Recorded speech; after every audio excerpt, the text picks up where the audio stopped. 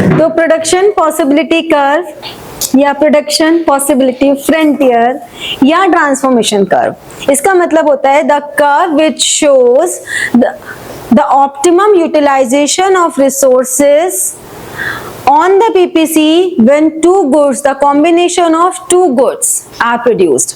ठीक है, तो अब होता क्या है, ये आपके टू गुड्स हैं, मान लो अब हम लेते हैं यहां पर सिविल गुड्स और वॉर टाइम गुड्स। हमें ये पता है कि ये वाला कॉम्बिनेशन, ये जो कर्व है A B, it shows that all the available resources in the economy are fully utilized. ठीक है, ये कर्व ये बता रहा है कि all the combinations where all the resources are optimally utilized. ठीक है, अब इसमें हम क्या कह रहे हैं कि जैसे जैसे हम एक एक यूनिट बढ़ाएंगे by increasing production of one unit, one good by one unit। ठीक है, हर एक कमोडिटी की जो एक्स एक्सिस पर है उसकी एक यूनिट बढ़ाने से, ये देखो आप जब स्केल से प्रॉपर मेजर करोगे ना,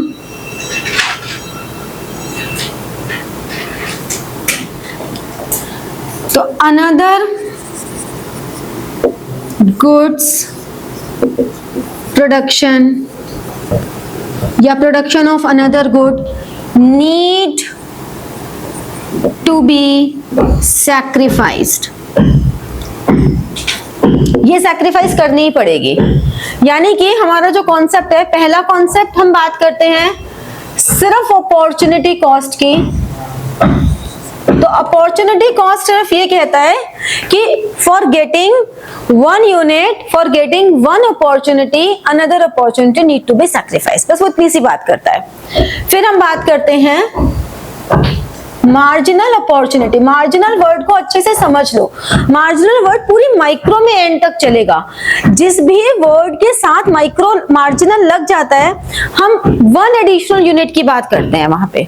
Whenever we use marginal word, आगे marginal cost, marginal revenue, marginal productivity, marginal utility, बहुत कुछ आएगा। Marginal marginal marginal marginal word जैसे ही आ जाएगा, हम बात करेंगे वन एडिशनल, जिस भी कंटेक्स्ट में वो यूज हो रही है टर्मिनोलॉजी।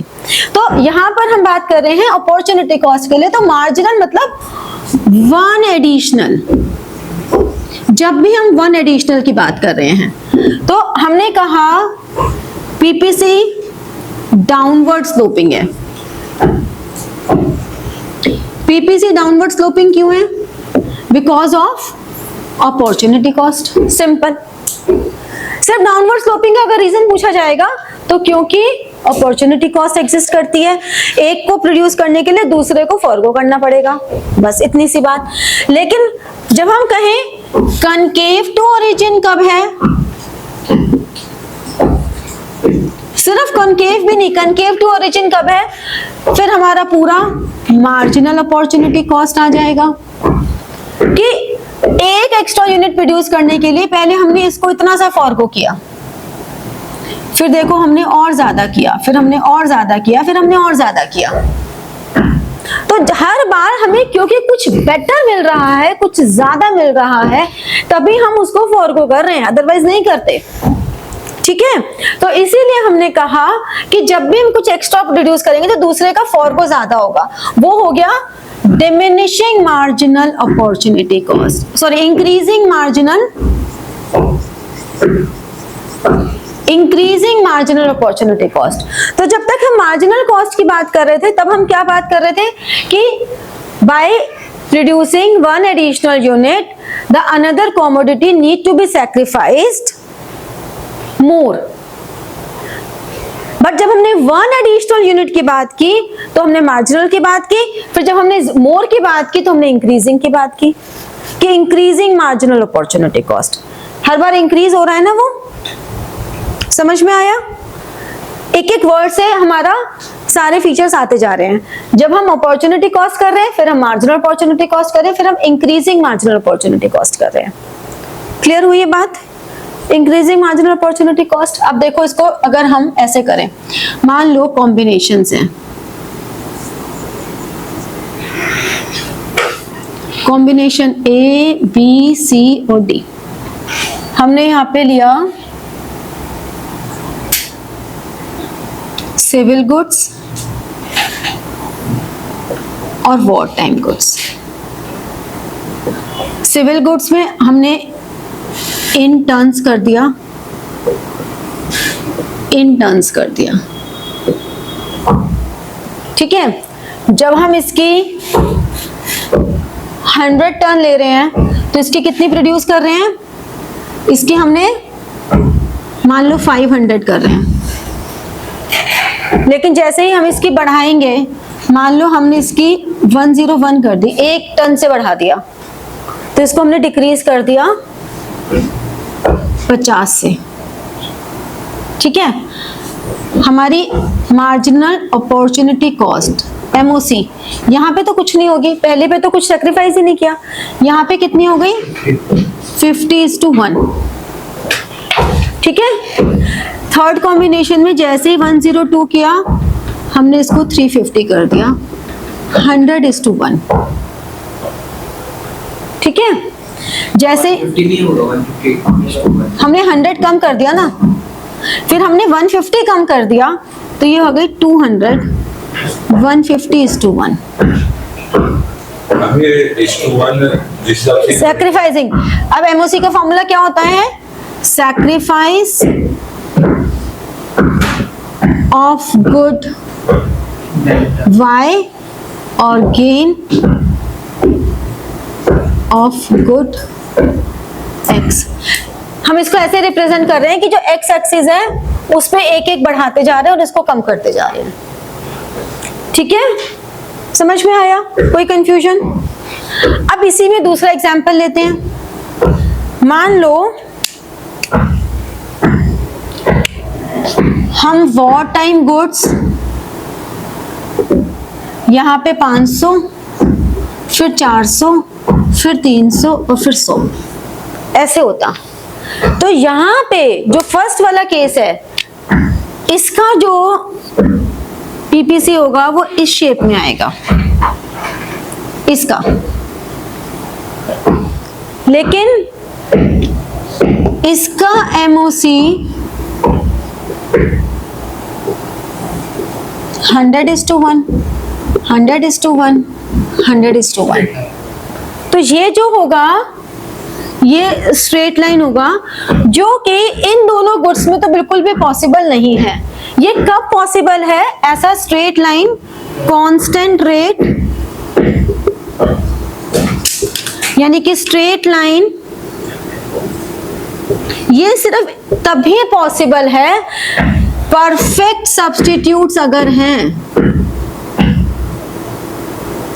अगर परफेक्ट सब्स्टिट्यूट्स हैं वो गुड्स, तभी ये सिचुएशन पॉसिबल है, अदरवाइज पॉसिबल है ही नहीं कभी भी। है बेटा? हाँ नहीं 100:1 नहीं होगा। अच्छा ये 200 हो जाएगा, हाँ ठीक है। अगर हम तीसरी ऑप्शन लें कि यहाँ पे 500, फिर 400, फिर 320, फिर 260, तो यहाँ कितना आ रहा है? 100:1, 80:1, 60:1। तो यहाँ पे डिक्रीजिंग मार्जिनल अपॉर्चुनिटी कॉस्ट है। इसकी वजह से ये कन्वेक्स होगा, जो कि पॉसिबल ही नहीं है। क्यों पॉसिबल नहीं है? क्योंकि कन्वेक्स का मतलब है कि आप किसी भी एक की प्रोडक्शन कभी भी जीरो तो कर ही नहीं रहे हो, ठीक है। और इसमें ऐसा कभी नहीं होगा कि आपको बेटर चीज नहीं मिल रही फिर भी आप उसे फॉरगो कर रहे हो। वो एक बहुत ही एक्सेप्शनल केस है कि इमरजेंसी आ गई तो बात और है। अदरवाइज हमारी अजम्पशन यही होती है पीपीसी की कि हमारी जो इकोनॉमी है वो एक नॉर्मल सर्कमस्टांस में, हम आगे भी जितने भी चैप्टर्स पढ़ेंगे हम हमेशा रेशनल, नॉर्मल इनके बारे में बात करेंगे, क्योंकि आप एक नॉर्मल इकोनॉमी को ही स्टडी कर सकते हो। अब नॉर्मल के लिए तो फिर इकोनॉमिक्स ही बदल जाती है। जब जनरल बात की जाती है, अभी मैं पढ़ा रही हूँ तो मैं आपको सबको एक नॉर्मल बच्चा बन के पढ़ा रही हूँ ना, कि हाँ सब एक नॉर्मल बच्चे हैं, लेकिन जो हमारे स्पेशल नीड चाइल्ड होते हैं उनको तो अलग से पढ़ाया जाता है ना, उनके लिए स्ट्रैटेजी डिफरेंट ली जाती है ना, क्योंकि उनको एक स्पेशल स्ट्रैटेजी की जरूरत है। तो उनके लिए हमें स्पेसिफिकली डिफाइन करना पड़ता है ना कि भाई इन बच्चों को हमें इस तरह के असाइनमेंट्स करवाने हैं, इस तरह की टीचिंग मेथोडोलॉजी लेनी है, इस तरह की एक्टिविटीज करानी है। तो कभी भी पढ़ाया जब जाएगा तो नॉर्मल बच्चा मान के ही पढ़ाया जाएगा। तो किसी भी इकोनॉमी में जब हम पढ़ रहे हैं तो वो नॉर्मल इकोनॉमी लेके पढ़ रहे हैं। अगर ये कन्वेक्स है तो ये बहुत एबनॉर्मल सिचुएशन है, बिल्कुल एबनॉर्मल। तो इतनी एबनॉर्मल सिचुएशन को हम नहीं कंसिडर करते हैं, इसीलिए हम कहते हैं कि PPC curve is always convex to origin. अगर कांस्टेंट है तो भी चलो एक सब्स्टिट्यूट गुड्स है, तो अगर सब्स्टिट्यूट गुड्स है तो पीपीसी की जरूरत ही नहीं है, क्योंकि पीपीसी तो हम बना ही इसीलिए रहे हैं कि हम सेंट्रल प्रॉब्लम्स को सॉल्व कर सकें। जैसे कि अगर व्हाट टू प्रोड्यूस है तो व्हाट टू प्रोड्यूस को हमने इस तरह से सॉल्व किया कि क्या प्रोड्यूस करना है। हाउ टू प्रोड्यूस है तो हमने कहा कि यहाँ पे कैपिटल इंटेंसिव लेनी है या लेबर इंटेंसिव लेनी है। अगर फॉर होम टू प्रोड्यूस है तो हमने रिच वर्सेस पुअर ले लिया, क्योंकि हमें दो ही वेरिएबल्स ले सकते हैं ना हम, इसलिए। ठीक है, जब आप हायर स्टडीज में जाओगे, क्योंकि economics is all about mathematics, economics के जितने भी फॉर्मूले हैं सारी मैथमेटिकल फॉर्मूलाज और उनकी प्रॉपर्टीज को आके ही बने हैं, तब आप पढ़ोगे 4 वेरिएबल्स भी। बट अभी तो हम लोग बिल्कुल बेसिक पढ़ते हैं। आपकी बुक का नाम ही, सब्जेक्ट का नाम ही इंट्रोडक्टरी माइक्रो इकोनॉमिक्स है, इंट्रोडक्शन टू स्टैटिस्टिक्स है। तो आप सब कुछ इंट्रोडक्टरी लेवल ही पढ़ रहे हो, बिल्कुल बेसिक सा। तो कभी 2 वेरिएबल्स लेने हैं तो फॉर होम टू प्रोड्यूस में भी 2 वेरिएबल्स, एक रिच एक पुअर आ गया। तो मार्जिनल अपॉर्चुनिटी कॉस्ट के जो क्वेश्चंस आते हैं वो कैसे आते हैं, या तो इस तरह का न्यूमेरिकल आता है, फिर आपको एमओसी कैलकुलेट करनी है, या आपको एमओसी दे दिया जाता है, फिर आपको कोई दूसरे का प्रोडक्शन निकालना है। ठीक है, अब होता है लास्ट टॉपिक है कि पीपीसी कर्व जो होता है ना, उसमें एक तो होता है शिफ्ट ऑफ पीपीसी, एक होता है मूवमेंट और मूवमेंट अलोंग पीपीसी, और तीसरा क्या होता है, रोटेशन।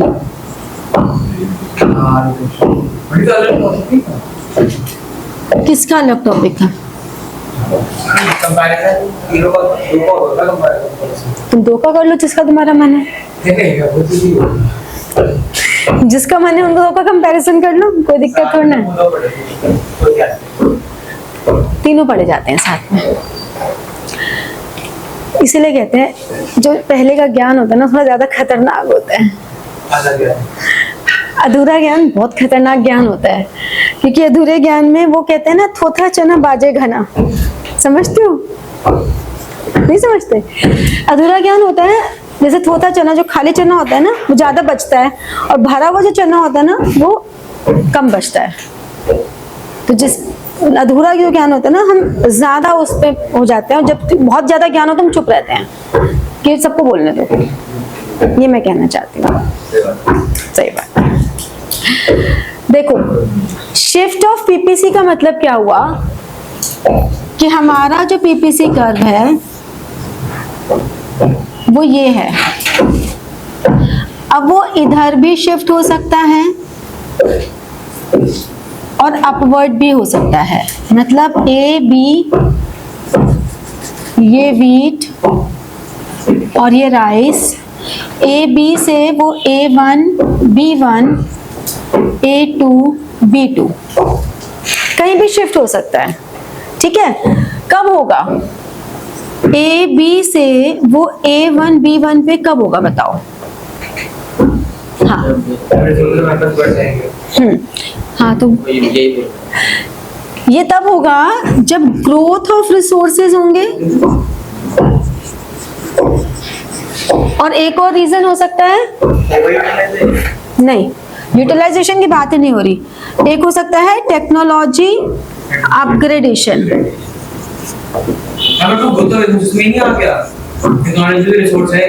हाँ, बट हम अलग से पॉइंट बना लेते हैं, क्योंकि जब आपसे पूछा जाता है तो दोनों पॉइंट्स को इंपॉर्टेंस अलग अलग दी जाती है। हमारे रिसोर्सेज उतने ही हो, लेकिन हमारी टेक्नोलॉजी बढ़ गई तो हम उन्हीं रिसोर्सेज को ज्यादा बेटर वे में यूज कर पाते हैं, इसलिए उसको हम सेपरेट हेडिंग में पढ़ते हैं। ठीक है, क्योंकि टेक्नोलॉजी हमारे लिए एक कंप्लीट रिसोर्स नहीं है। Technology is a medium to utilize those resources. Technology is not a complete resource. हम टेक्नोलॉजी के थ्रू सारे रिसोर्सेज को यूज कर सकते हैं। तो जब या तो हमारे रिसोर्सेज ही ग्रो हो जाएं, या हमारे रिसोर्सेज उतना ही हमारी टेक्नोलॉजी ग्रो हो जाए, तो अपग्रेडेशन हो जाए। ऐसे ही अगर हमें कहते हैं कि वो ए बी से A to B2 पर आएगा, तो क्यों आएगा?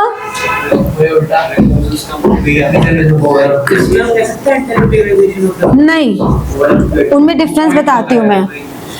डेप्लीशन ऑफ रिसोर्सेज, कभी भी ये मत लिख देना decrease in resources increase in resources, that is wrong. फिर लड़ोगे कि हमने डिक्रीज तो लिखा है, डेप्लीशन का मतलब डिक्रीज ही तो होता है। डेप्लीशन का मतलब डिक्रीज होता है, बट डेप्लीशन वर्ड का मतलब क्या होता है कि रिसोर्सेज खत्म ही हो गए हैं। ठीक है ना। और हमें कहते हैं टेक्नोलॉजिकल ऑब्सोलेंस, अचानक से टेक्नोलॉजी खत्म हो गई, खराब हो गई। अब इसमें हम एग्जांपल ले सकते हैं, जो तुमने अभी बात बोली,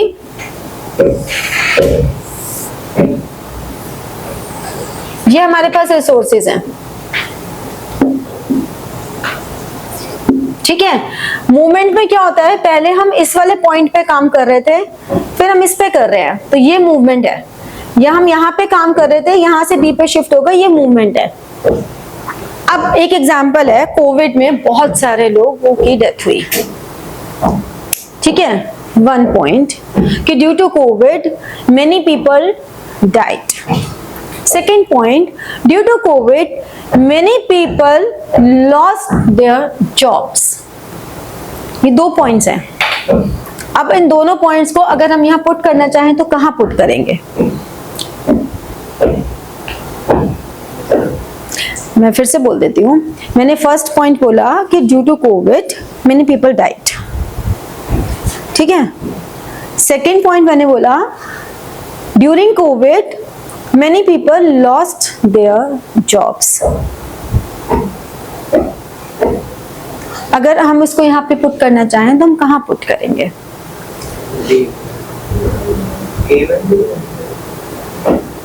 बताओ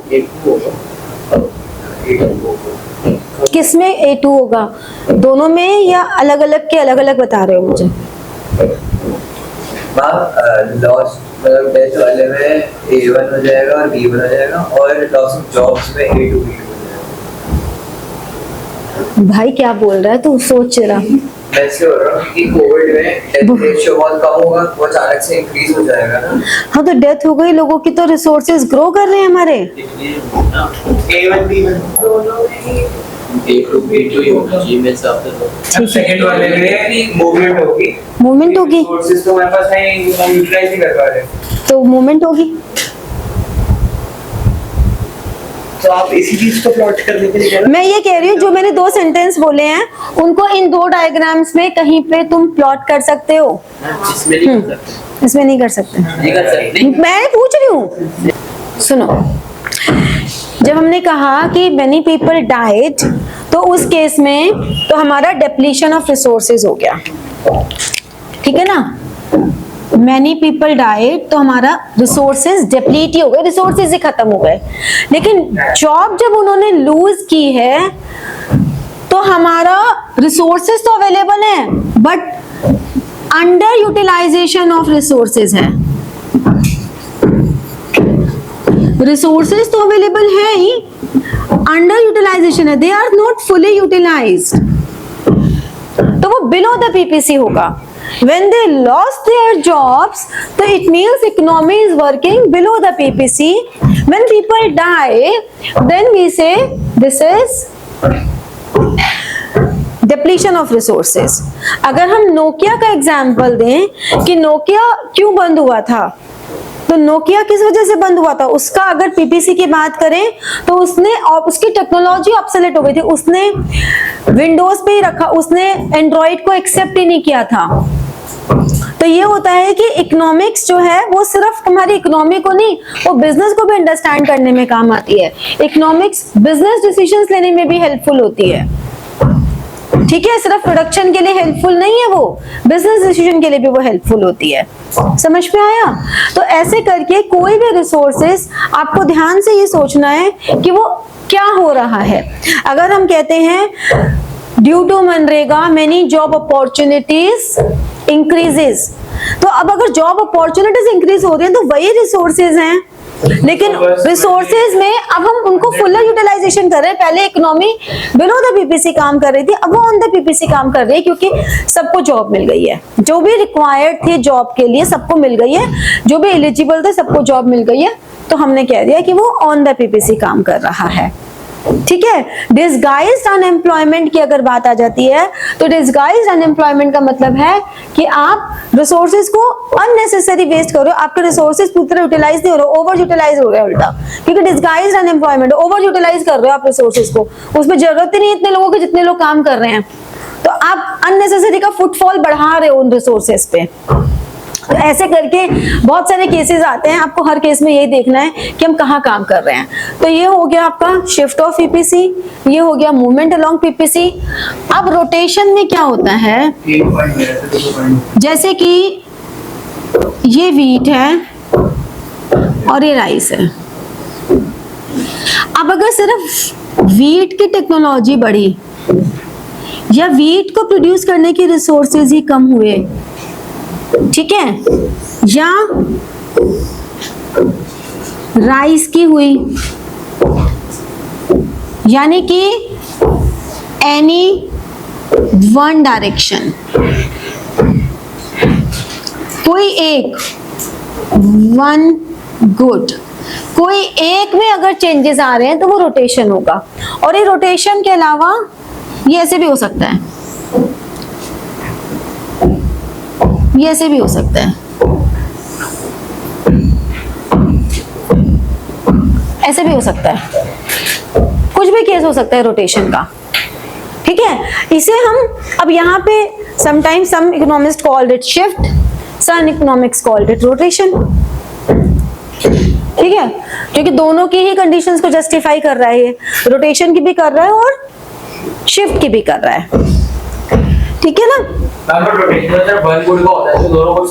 हाँ, दोनों एक कम एक ज्यादा हो रही है ना, इसलिए इसको शिफ्ट भी बोल देते हैं, क्योंकि एक गुड रोटेट हो रही है ना, दोनों सेम डायरेक्शन में जा रहे हैं, तभी तो डिबेट इसीलिए तो है, डिबेट ही इसी बात की है। तो हम लोग डिबेट में नहीं पढ़ते हैं, हम लोग ये मान लेते हैं कि हम इसको शिफ्ट बोल देंगे, क्योंकि हमारी एनसीईआरटी ने इसको शिफ्ट बोला हुआ है। हमको डिबेट में जाना ही नहीं, इकोनॉमिक्स की ये डिबेट है, मैं ये बता रही हूँ, हमें नहीं जाना, हम इसको शिफ्ट में ही कर देते हैं, ठीक है। बट मैं इसलिए आपको बता रही हूँ कि कई बार किसी स्कूल में टीचर्स इसको शिफ्ट की जगह रोटेशन में करवा देते हैं, तो ये मत मानना कि गलत कराया है। हम बहुत जल्दी एकदम वो हो जाते हैं ना, डिसीजन ले लेते हैं, हमारी मैम को कुछ नहीं आता, हमारे टीचर को कुछ नहीं आता, तो ऐसा नहीं है, ये इकोनॉमिक्स के बीच की एक मेजर डिबेट है, ठीक है। तो by this way your chapter ends here. हमने पीपीसी पढ़ लिया, हमने सेंट्रल प्रॉब्लम्स पढ़ ली, हमने पीपीसी के शिफ्ट, रोटेशन, मूवमेंट पढ़ लिया, हमने how to solve central problems with PPC पढ़ लिया कि what to produce, how to produce and for whom to produce, ठीक है। हमने एमओसी पढ़ लिया, तो आपका चैप्टर फिनिश हो गया है। चैप्टर फिनिश होना बहुत आसान होता है माइक्रो में, माइक्रो के चैप्टर्स यूं फिनिश होते हैं मिनट में।